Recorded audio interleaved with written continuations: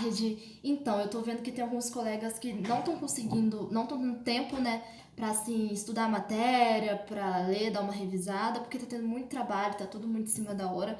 Então, eu fiz o seguinte, eu li os slides e eu vou tentar passar pra vocês, assim, o que que eu entendi, tá? E espero que te ajude aí a estudar pra essa prova de hoje. Eu vou primeiro falar sobre a família da pessoa portadora com deficiência ou da criança portadora com deficiência. No caso, eu vou começar pelos genitores, que seriam os pais. Mas assim, eu vou começar pela mãe, porque na maioria das vezes em nossa sociedade ainda, né, vista como o pai é o responsável por ir atrás de trabalho, né, de ir atrás do alimento e em brincar com a criança, e a mãe que fica responsável aí pelos cuidados. Eu sei que hoje assim tá um pouco diferente, mas ainda é o que prevalece, é o domínio. Então, a mãe, como ela fica muito responsável aí por cuidar, por dar comida, por alimento, por dar banho, ela acaba tendo um nível de estresse muito maior do que o pai. Então, a mãe, ela acaba sendo muito mais sobrecarregada, tanto psicologicamente também e fisicamente também. Por quê? O que que acontece? A criança que ela tem o tipo de transtorno mental, né, a doença mental, e também ou uma doença física, ela acaba, às vezes, não consegue falar. Ela tem uma fala limitada, ou ela fica muito na dependência de ir para um lugar para outro. Também tem que estar vigiando, é uma atenção muito mais redobrada do que uma criança que diz assim, normal. É uma atenção muito mais redobrada, porque essa criança, ela vai ter, assim, uma dificuldade maior de se expressar. Então, acaba tendo uma responsabilidade aí da mãe mesmo, do cuidado. E aí, infelizmente, pode acabar gerando para a genitora, né, transtornos como depressão, como ansiedade, como sentimento de mágoa, como até mesmo isolamento social, então a autoestima baixa. E aí é um processo também que tem que ser trabalhado de aceitação, tanto da parte da mãe quanto da parte do pai. Então, esse é um dos motivos, assim, que é visto, né, mais identificado, é o estresse em cima aí da genitora. Os irmãos dessa criança.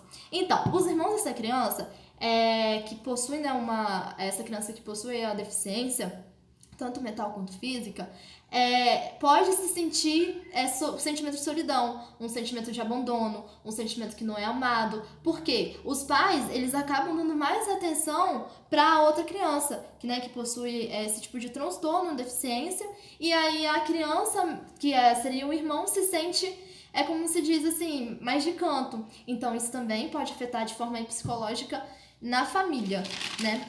E aí eu também vou falar sobre os laços parentais, as relações parentais, que no caso seria aí o matrimônio, né, entre aí o pai e a mãe da criança.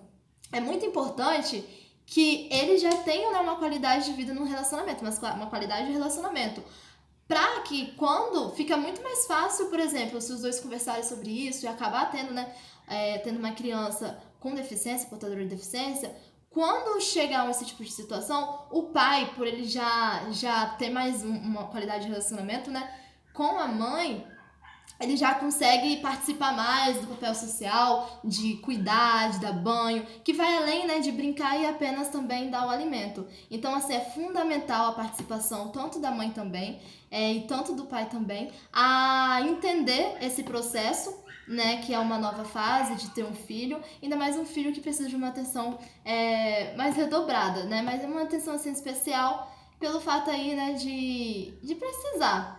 E aí é interessante também esse casal estar preparado de forma psicológica e de forma financeira. De forma financeira porque acaba também tendo gastos, né? Assim, independente se for uma criança que possui esse tipo de portador de deficiência, qualquer criança precisa de uma atenção, precisa de gasto de leite, gasto de remédio, gasto de tempo também, que não é tempo, né? Gasto, é investimento. Mas assim, a família, então, ela não é só o aspecto assim da criança em si, mas também é um processo de aceitação, né, de ambas as partes. E aí, no caso, aqui no slide, ele fala que o envolvimento ilimitado do pai para a criança, ela tem uma explicação, porque é que nem que eu tinha falado anteriormente. É como se só fosse o papel da mãe, né, o papel aí do sexo feminino, de cuidar. né? E aí o pai é como se ele fosse trazer apenas um alimento ou brincar, mas vai muito além disso, né? Eu acho que não só de uma família que tem essa criança, né? Mas também seria de todas as famílias. Infelizmente, ainda na sociedade é vista como a pessoa só a pessoa, como se diz, que não possui meu Deus, tô com vergonha. Mas enfim, a pessoa que. Gente, eu esqueci a palavra. Enfim, a família é isso. É constituída, tem que ter todo esse processo de aceitação e tem que estar preparado, ambas as partes, tanto o pai, quanto a mãe, quanto o irmão, quanto a família.